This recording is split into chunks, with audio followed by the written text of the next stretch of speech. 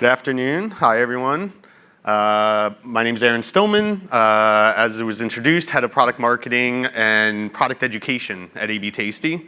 I just want to say, I know a lot of people have been saying this, but it just feels great to be at a conference again, seeing everyone in person. I think I took about 5 minutes to think about what I was going to wear and decide I was going to really dress up, because it's been like 2 years since I was able to put this suit on. So super thrilled to be here. Let's go ahead and dive in. I think this is, all right. So I'm going to start with sort of the 3 takeaways that I hope we can think about and then walk away at the end of the presentation. First one's data and letting experimentation data lead the way. One of the things I love about working at AB Tasty is the test and learn culture is so embedded within the organization because we're an experience optimization and feature management platform. There's literally been 0 ideas that I've wanted to test that anyone pushed back on. So the idea of being able to test and learn has been great at the company. Don't stop. People change, products change, markets change. So when you're thinking about packaging and your leaders, killers, and fillers, don't ever stop sort of evolving and iterating upon that. And the last is opportunity. When you have an easy-to-use sort of feature management and experimentation, it opens up a lot of opportunities to be creative and agile and play around to see what's working and what's not, and finding that sweet spot with your product-led growth momentum. A little bit about the company, headquartered in Paris, offices sort of around the globe, Singapore. Still trying to figure out a good excuse to go visit that office. It's on the top of my list. Super happy to be back in New York. I actually live in Luxembourg now. I was born in Long Island, but I married a Parisian, and so we're closer to her family. Bunch of companies we work with. A lot of e-commerce, but you can see BMW, Papa John's, and a number of others. So we have a single platform at AB Tasty, and we offer up 2 different products, and we're continuing to build bridges between the 2 and connect them. But we offer up a client-side product that is predominantly used by marketing and growth teams and product management when they're looking for low code, no code, sort of run independently and be able to run experiments and personalize. And then also a experimentation feature management on the server side. We do have 2 separate UIs, and we do this very consciously on purpose because we view the sort of low code, no code approach for marketers and the UI and the terminology for that persona to be very different than DevOps and developers and engineers and even product managers. But regardless of sort of the 2 different interfaces, the usability is top of mind in everything that we do as we try to focus on a collaboration. I think one of the best companies that you see that put products out is when the silos get broken. Marketing's working with product, working with engineering, everyone's sort of in that feature team collaborating together. Super happy that we got into this leadership position with Forrester. We worked really hard. I thought we did a good job, but I honestly did not think we were going to get this result. So waking up and seeing that the morning it got produced was great. So a couple of caveats and context before we dive in. There's a number of caveats. If you're a pure product-led growth company without a top-down sales-led momentum, that's something you got to think about, and it's a caveat for you as you go to set it up and iterate and sort of optimize. If your product's open sourced, that's a variable that has some context you need to consider. If the market segments are absolutely variables. And I'm not here saying surveys, qualitative conversations with your customers and your potential customers is not part of the process. But what the focus on today is talking about experimentation, feature management, live in production with your visitors and with your users. The context in the second part of the conversation is going to be from a B2B SaaS company that existed for about 10 years with a top-down sales-led momentum that then introduced product-led growth to have sort of this hybrid top-down, bottom-up. My ultimate dream that's slowly coming to fruition, and we're seeing more and more momentum, is some of our sales leadership, when they go into those enterprise conversations, instead of having a deck of like 15, 20, 30 slides, they've got 4. And it's like, this is who we are. Here's a list of your employees that have already used our product. Here's your case study on the value you've already achieved. Well, let's talk about pricing. So we're at a product-led summit. I'm assuming everyone knows what product-led growth is, but just to level set, you're using your product as that main vehicle to acquire, activate, and retain customers. Out of curiosity, raise of hands, how many folks in the audience are currently wanting, thinking, planning to introduce product-led growth at your company? Got a couple? Okay. How many already have it? All right. So about 2 years ago, we introduced a free trial of our flagship product for 30 days. And it's been an incredible journey over those 2 years. And we're still chipping away at it. You know, we're far from the promised land, but we're continuing to see success. We're continuing to sort of work through it. Leaders, killers, and fillers. So this is the McDonald's menu example. Simon Kucher talks about this, OpenView. If you look at the McDonald's menu, the hamburger's your leader, the fries and the drink are the fillers, and they consider the coffee to be a killer. If people are looking at that menu and they don't want coffee and they see it in the menu, they're likely not to buy it because they don't want to put their money towards something they don't want. So these two are coming from open source, OpenView, sorry. If you're not following OpenView, I highly recommend it. They produce a ton of great content. I've learned so much reading from them, and I follow them on a regular basis. The right side is a little bit outdated, but I think it's still super relevant, outlining sort of the different packaging, and good, better, best is sort of the predominant one. Again, show of hands, trying to keep it interactive. How many have a good, better, best packaging at their company? Nobody? Wow. All right. And then the pricing I put up here, my point around pricing is never 100% done, but neither is packaging.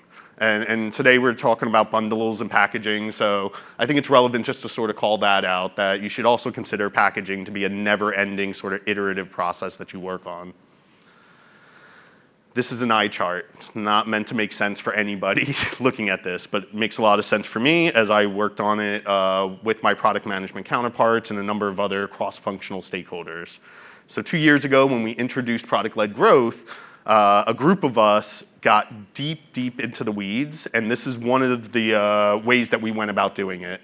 So we outlined every feature that we had at that time in our product, every sub-feature. We even had sub-features.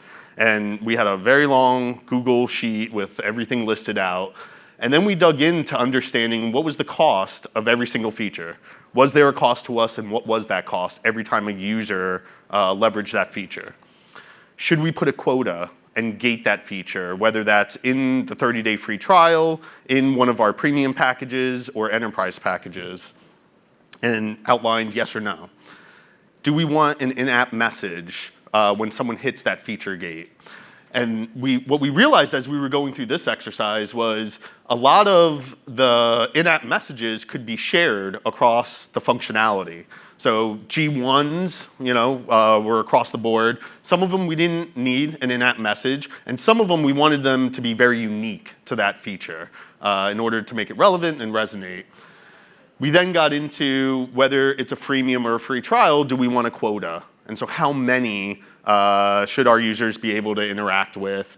Some of it was unlimited. Some of it we started completely disabled, didn't give access at all. And then we got into the other sort of packages. What would be the quota there? Full Story is a behavioral analytics tool. This is one that really helps bring insight, whether that's through heat maps or session recordings. And we were able to use this in order to understand from the enterprise customers that are utilizing the product, where they're spending time achieving value and sort of utilizing from a behavioral perspective. And this was a way to sort of validate some of our assumptions and hypotheses. What you can see here is the targeting step in creating an experiment, which we knew through sort of qualitative conversations and the entire product lifecycle that this was a key value for our customers. But the heat maps and the session recording validated that as we were sort of looking back and sifting through the data. Mixpanel is a product analytics tool. Both FullStory and Mixpanel are partners, but they're also tools that we use within our tech stack. So when we were having debates and conversations and thinking through what the quota should be in our product-led growth initial offering, we had a lot of conversations around targeting and our targeting keys. You call them segments, audience targeting. What we understood when we looked into Mixpanel and the utilization at this period of time for a certain segment of our market, there was an overwhelming number of them when they created either an experiment or a feature toggle that they were using one targeting key. So it made it a lot easier for us to say, okay, let's put a quota of 1. This is Sherlock. So Sherlock's a tool that we use in order to track activation, track product qualified leads, and sort of understand as we're running experiments and tweaking things and working on it, which are the features that are sort of leading into that next package, getting us to those product qualified leads. It's also super helpful for us in order to feed our sales team as people get to that PQL status to help them understand what's the functionality that they've been using, how much of that functionality have they used, and that makes it a much more personalized sort of qualitative conversation when they're reaching out in order to sort of talk about their existing case study based on what they've already done. So let's dive into a few examples. YouTube. How many people have seen the YouTube Red app trying to get you to skip the commercials? I see it all the time. One of the points here is when we talk about leaders, killers, and fillers, and with features and running experiments, it doesn't always have to necessarily be an experiment about which feature is going to be in which package. It can be about the sort of messaging and what you're promoting, right? So ad-free videos, that's the big thing, right? Like, it's super annoying. You got to keep skipping in order to get past that. So they're really promoting that. Now, there could be a different segment, a different audience where that may not be the main thing that's going to lead them into buying YouTube Red. So you can, run experiments and continuously play around what's going to resonate with these different segments of your audience in order to get them to move into the next package. Lucidchart. Lucidchart I've used forever, and I don't know how many free trial accounts I have of Lucidchart. It's like every once in a while something comes up, I need it, I create an account, and I view them as like one of the OGs of product-led growth. Like even before we were using the terminology product-led growth, they offer a freemium package. They then have paying packages that you can have free trials of. Once you're in the product, you're getting in-app messages around a discount, 10% off. So I've gotten a lot of inspiration over the years, just sort of admiring how things have changed within Lucidchart. Every time I go and create another free trial account because I need to do a diagram of an org chart or something like that. All right, so now we're going to talk about how AB Tasty leverages our own product flagship in order to sort of power some of the things we're doing on the product-led growth side. Coming from the United States, I've always talked about eating your own dog food. Now that I'm working for a company based in France, they have a much more elegant phrase that they say, which is drinking your own champagne. So I now stick with drinking your own champagne. It's the language of love. Another quick one. We say seafood in English in the United States. In France, they say fruit de mer, which is fruit of the sea. It's like so beautiful. All right, I digress a little bit. So we just saw with Lucidchart sort of the discount scenario. You're in the product, you get 10% off. When you have flexibility, whether you've built it in-house or you're using a third-party tool for feature management and experimentation, it makes it a lot easier to sort of play around and do these things without a lot of investment from your very expensive engineering teams. So in this scenario here, with the targeting keys, we can see the client is true, the device is mobile, the minimum products have over 2, And then down here, you got your JSON where your engineering team's been able to put a feature flag in the code, and the discount is 20. At this point, it is, once that feature flag is in there, and again, whether it's built in-house or you're using a tool, if it's easy enough, whether it's a growth product manager, whether it's growth marketing, product marketing, like whoever it is that's empowered to do it, can just go in and change the 20 to a 30, change it to 15, change it to 10. Like, it makes it much more agile and flexible to do it instead of hard coding and continuing to build it into your sprints and having to change things over time. So when we started, going back to the targeting and understanding that that was sort of a key value for us, KPI triggered rollbacks was another one. So when doing a progressive deployment, you're targeting like 10% one week, 20% the next week, putting in a KPI to understand if things don't go the way you were expecting, if there was a bug that might get into production, if the feature wasn't minimally viable, whatever is going on, but it's negatively impacting your business, you can flip the switch off. That doesn't mean you don't have to still roll it back, get it out of the code, fix the bug, do whatever you gotta do and bring it back, but you can just flip the switch, have it automatically turned off. And so we gated that initially. And when somebody tried to use it, they got an in-app message, they have to upgrade now. The product's flagship, so we do a lot of like nautical fun in our messaging. But then we ran an experiment, and we used flagship to do this, where again, setting up the experiment, we targeted our free trial users, and then they started seeing try it for free. And we saw a lot of success with this because once they were able to sort of whet their appetite and test it out and try it and see the value, they were more likely to be interested in whether that's talking with us, clicking a CTA to speak with someone on our sales team, or swiping their credit card or whatever the case may be. It gave an uptick to that metric that we were tracking. Where am I here? Yes. So whether you have like an early adopter beta program and then you're moving to general availability, or in this scenario, we had a feature that was sort of going through internal alpha testing. So we were targeting, how do I go back? There. We were targeting everyone with an abtasty.com email address. So we were live in production. We were able to use our customer base and their data in order to test the feature out, make sure everything was working. We still have a great QA team, automated test scripts, all that stuff, but until you're really live in production, you don't know what you don't know. We had a free trial user who was super interested in this feature, and we weren't ready. We weren't ready to even get into early adopter. We had lots of conversations about it. We ultimately decided that we would modify this scenario just a little bit to include this one free trial account and let them gain access to it. So again, this is an opportunity when you have the flexibility to just be innovative and agile and make changes on the fly without, again, having to sort of spend expensive engineering resources and a sprint and take the time in order to make that work.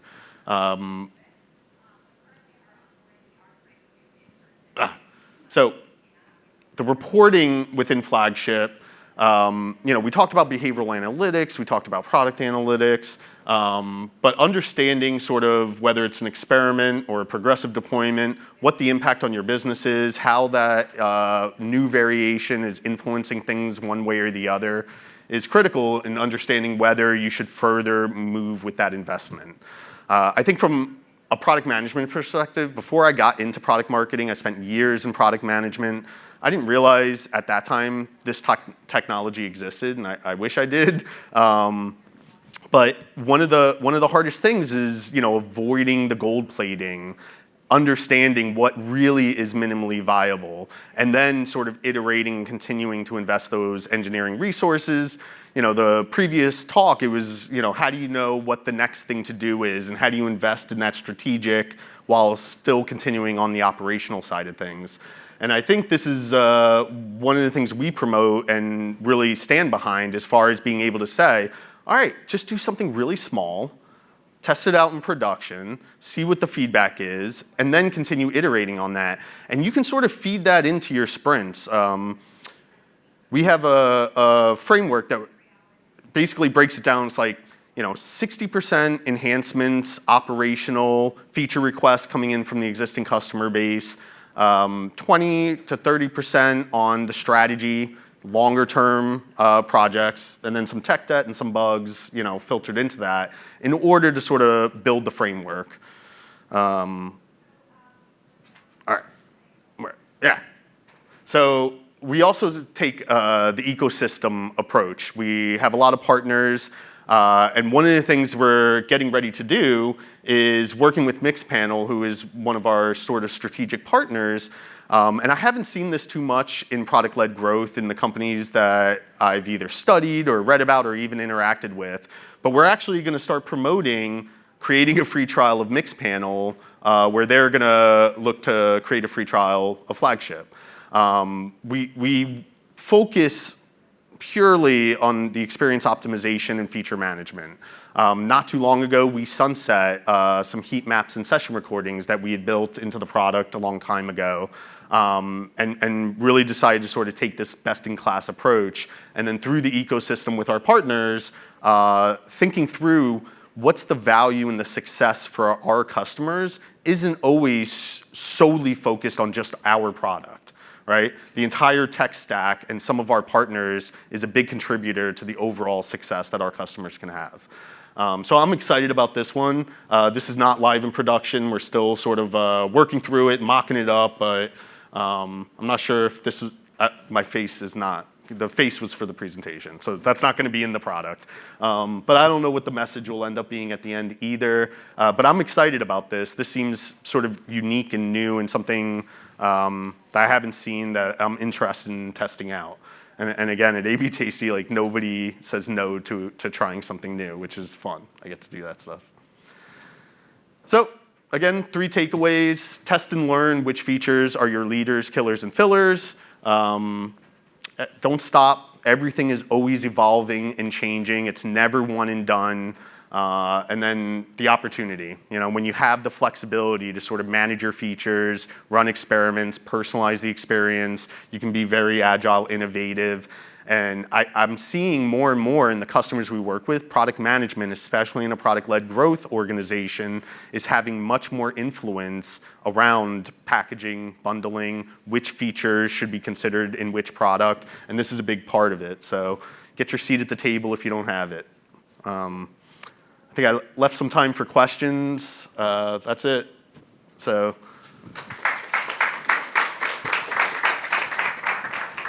do we have any questions?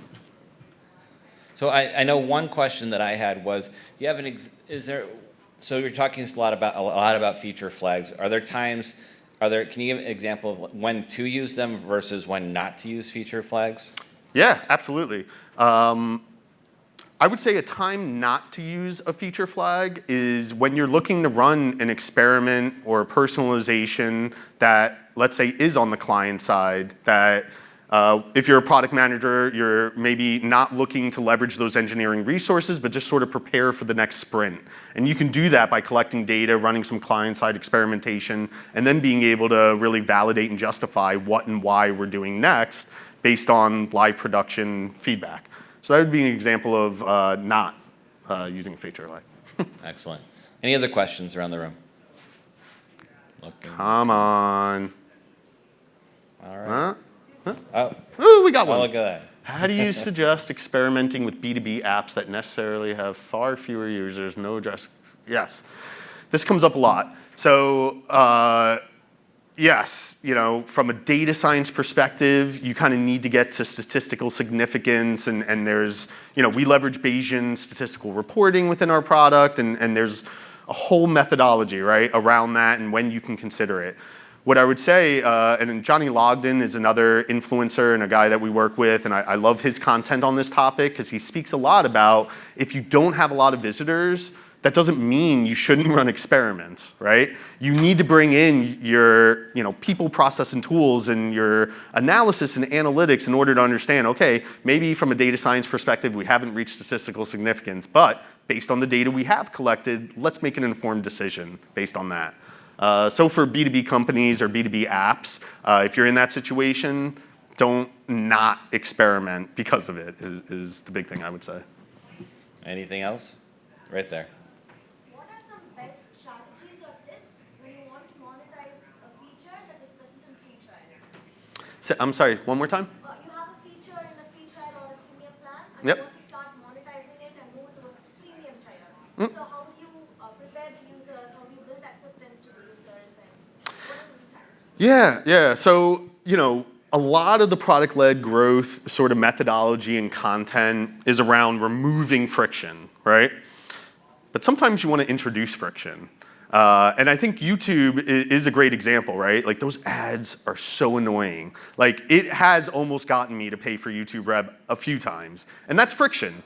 So when you have a feature like that, going back to the big challenge, or at least the big challenge for us and folks that I've talked to, is you're trying to find the sweet spot, right? There's a sweet spot between helping someone achieve value, understand through utilization of the product, but not cannibalize and go too far, right? Because you still want to sign that enterprise deal or get them to swipe that credit card. So I would say is, set your quota around that feature, allow them to utilize it some, and over time through experimentation, through interviews, through analytics, you'll find the sweet spot to understand, in general, we're hitting PQLs, we're converting those PQLs when they were able to do it twice, 3 times, 10,000 times, like depending on your business. Anything else? Awesome. All Thank right. you very much. Thank you.